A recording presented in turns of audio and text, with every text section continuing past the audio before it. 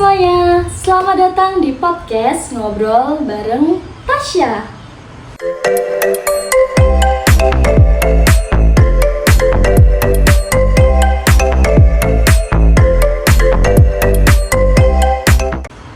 Nah, sekarang kita akan membahas mengenai perubahan teknologi dan informasi nih. Di era saat ini, teknologi itu sudah sangat berkembang pesat ya teman-teman. Maka dari itu, sekarang kita akan membahas terkait perubahan disrupsi dan teknologi dalam dunia bisnis. Bagi teman-teman yang belum tahu disrupsi itu apa, disrupsi itu perubahan teknologi secara mendasar nih. Dari yang dulu masih manual, sekarang sudah serba otomatis, seperti sekarang sudah tersedia e-commerce ya, seperti Tokopedia, Shopee, Grab, dan juga Gojek.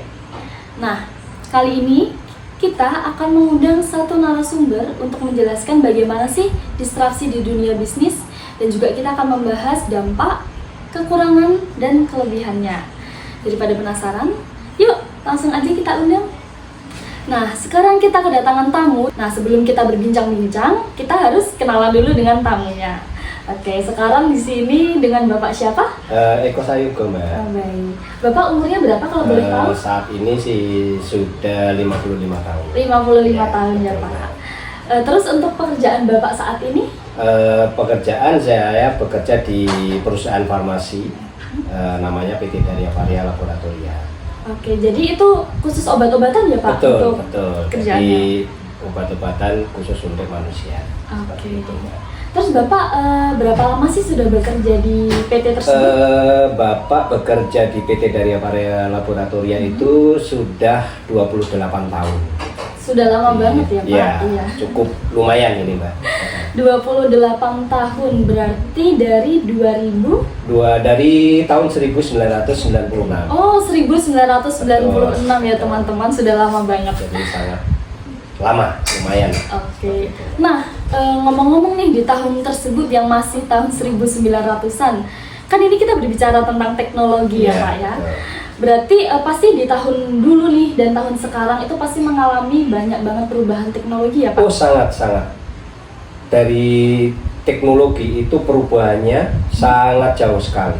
Kalau dulu di tahun 1996 itu teknologi, baik itu teknologi digital maupun teknologi informatika, itu belum secanggih sekarang. Dulu masih, kalau boleh Bapak bilang, itu masih cukup jadul seperti itu, Mbak. Oh, di tahun 96 itu. Terus terkait perubahan teknologi dari zaman dulu ke zaman sekarang, itu dampak di pekerjaan Bapak itu apa sih? Dampaknya sangat signifikan. Jadi kalau dulu kita bekerja itu lebih banyak menggunakan kertas.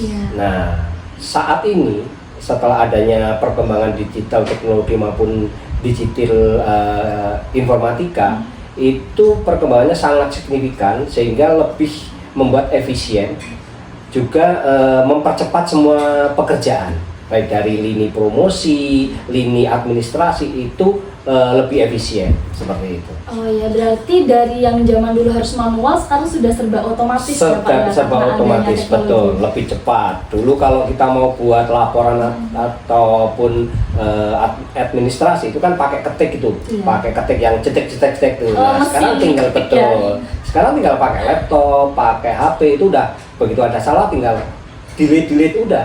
Lebih efektif dan efisien lebih ya, Pak, cepat ya? sekali sekarang pekerjaannya. Seperti itu, Mbak. Oke, nah terkait perubahan tersebut pasti kita juga perlu menyesuaikan diri ya, Pak. Betul, harus. Terus keahlian apa sih, Pak, yang dibutuhkan terkait menghadapi perubahan itu? Memang dalam menyikapi perubahan dari dulu yang kalau Bapak bilang masih sistemnya lumayan jadul, ke perkembangan teknologi yang sangat signifikan, itu dibutuhkan pengetahuan yang harus mencukupi. Nah, untuk mencapai ke situ tentu saja pihak perusahaan harus menyediakan fasilitas, salah satunya training, kemudian pelatihan tentunya yang berhubungan dengan teknologi informatika maupun digital marketing. Jadi kita tetap harus diadakan mengikuti training, kemudian pelatihan seperti itu, Mbak. Oke, jadi salah satunya adalah mengikuti pelatihan training ya, Pak. Betul. Terus bagaimana adaptasi Bapak tuh menghadapi perubahan teknologi yang bisa dibilang sudah sampai sekarang? Ya, mau tidak mau kita saat ini kalau seperti usia Bapak ini kan boleh dikatakan generasi old. Iya. Nah, sekarang ini kan udah menginjak generasi Gen Z ya. Iya. Jadi generasi old mau tidak mau, suka atau tidak suka itu harus belajar bagaimana caranya untuk bisa menguasai teknologi digital, terutama digital marketing, teknologi informatika. Itu kita harus semaksimal mungkin berusaha untuk menguasai, tentu saja dengan latihan, dengan training. Tapi tidak cukup di situ, setelah latihan training juga harus diimplementasikan secara real di lapangan. Seperti itu, Mbak. Oke. Jadi tadi kan Bapak bilang nih mau nggak mau harus menghadapi perubahan teknologi ya. Betul Nah, di sekali. dalam perubahan menghadapi itu apa sih Pak tantangannya? Tantangan terberat Bapak untuk Tantangan terberat untuk generasi old itu pengetahuan dalam menguasai digital marketing, teknologi informatika yang berkembang sangat cepat, itu memang tantangannya sangat berat, terutama dalam penguasaan teknologi.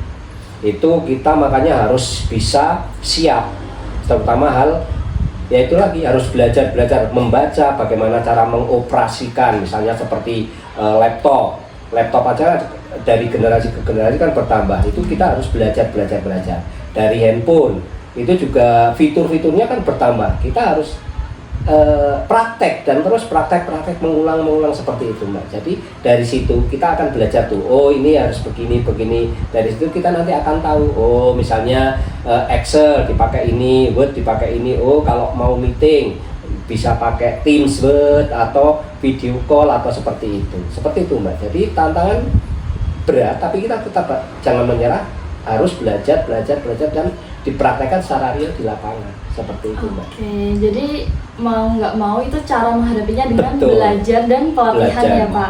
Pokoknya belajar. Oke. Seperti itu, Mbak. Nah, saya mau tanya nih Pak, pendapat Bapak terkait 5-10 tahun nih di pekerjaan Bapak itu kira-kira gimana ya?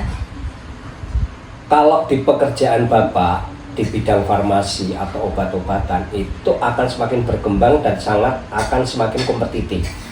Karena kalau dilihat, Mbak, sekarang banyak sekali rumah sakit yang bertumbuh, banyak sekali rumah sakit yang baru. Kemudian dari sisi penyakit juga akan semakin berkembang. Yang tadinya tidak ada penyakit A ternyata sekarang ada.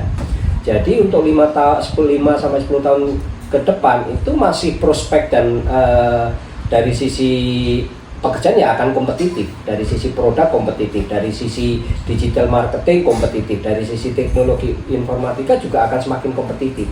Sehingga mau tidak mau jangan berhenti untuk belajar, jangan berhenti untuk latihan, seperti itu, Mbak. Oke, terus saran untuk generasi muda nih Pak yang ingin terjun ke bidang tersebut nih, bidang obat-obatan itu Nah, kalau untuk generasi muda, kalau sekarang bisa dibilang generasi Gen Z, ini sarannya ya jangan mudah menyerah, jangan jangan mudah menyerah, jangan mudah putus asa. Karena kalau Bapak lihat generasi Gen Z sekarang ini, begitu dia memasuki area pekerjaan, memasuki dunia kerja, begitu mendapatkan sedikit tekanan, dia resign atau mengundurkan diri. Jadi saran Bapak untuk generasi sekarang itu ya harus settle, harus tahan banting, harus kuat mental. Karena dilihat dari tahun-tahun yang akan datang, itu kompetitif akan semakin berat, kompetitif akan semakin tinggi. Jadi kalau kita melihat generasi dari luar negeri, itu mereka sangat kompetitif, terutama dari negara Jepang.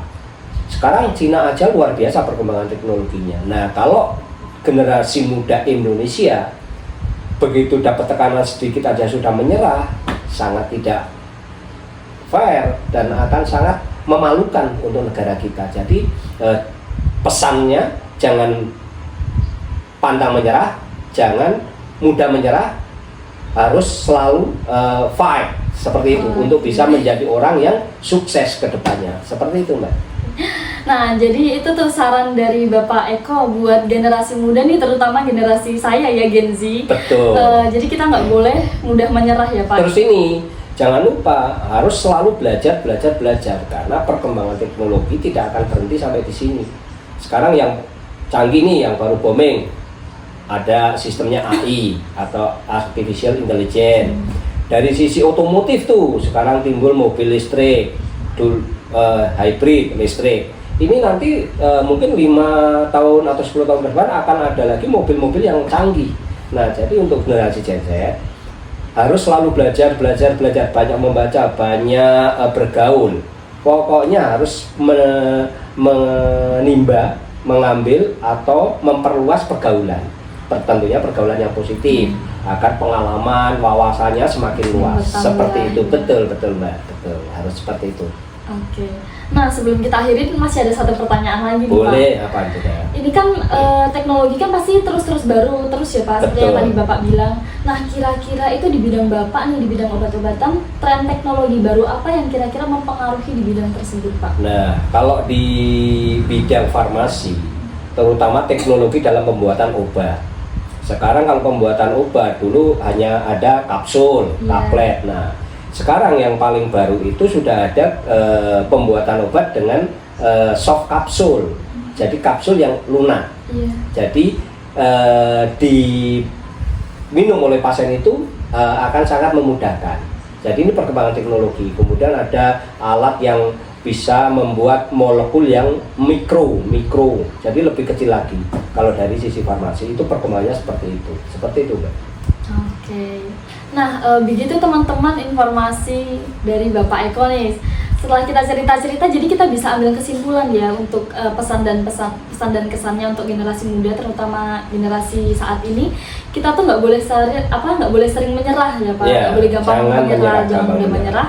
Dan kita harus terus untuk berusaha ya Pak, untuk lebih syukur-syukur untuk generasi Gen Z itu kalau bisa menciptakan peluang kerja. Oh iya. Ya, menciptakan peluang kerja. Karena kalau Bapak lihat generasi Gen Z ini lebih mudah, lebih cepat dalam penguasaan teknologi digital, baik itu digital marketing maupun teknologi informasi. Itu saya lihat generasi Gen Z ini mudah sekali belajar, mudah sekali paham dibanding dengan generasi old. Hanya sayangnya yang pengalaman Bapak selama ini itu yaitu mendapatkan tekanan sedikit aja sudah menyerah, mendapatkan tantangan sedikit sudah menyerah, ganti pekerjaan. Nah, itu tidak akan menyelesaikan masalah. Dan dalam hal ini dibutuhkan mentalitas yang kuat, mentalitas yang tinggi untuk semakin kompetitif, terutama dengan negara lain. Seperti itu, Mbak. Oke. Baik, nah gitu tuh ngobrol-ngobrol kita terkait disrupsi teknologi dan dunia kerja bersama Bapak Eko. Banyak ya pesan dan kesan yang kita dapat setelah kita ngobrol. Dan juga banyak dapat informasi nih dari generasi Gen Old. Nah, mungkin sekian dulu untuk obrolan kita hari ini. Baik, siap. Makasih Mbak Tasya ya. Ya, terima kasih Bapak karena sudah mau saya ajak untuk berbincang dikit terkait teknologi. Sama-sama. Pokoknya pesan Bapak selalu saling mengingatkan di generasi Gen Z untuk semakin belajar untuk menguasai perkembangan teknologi yang semakin cepat. Kemudian itu satu lagi, jangan mudah menyerah. Okay. Fight, gitu. Kuncinya jangan mudah menyerah ya teman-teman. Oke, kita akhirin dulu podcast kita hari ini. Sampai jumpa lagi di podcast selanjutnya. Jangan lupa like, subscribe, and comment. Bye bye.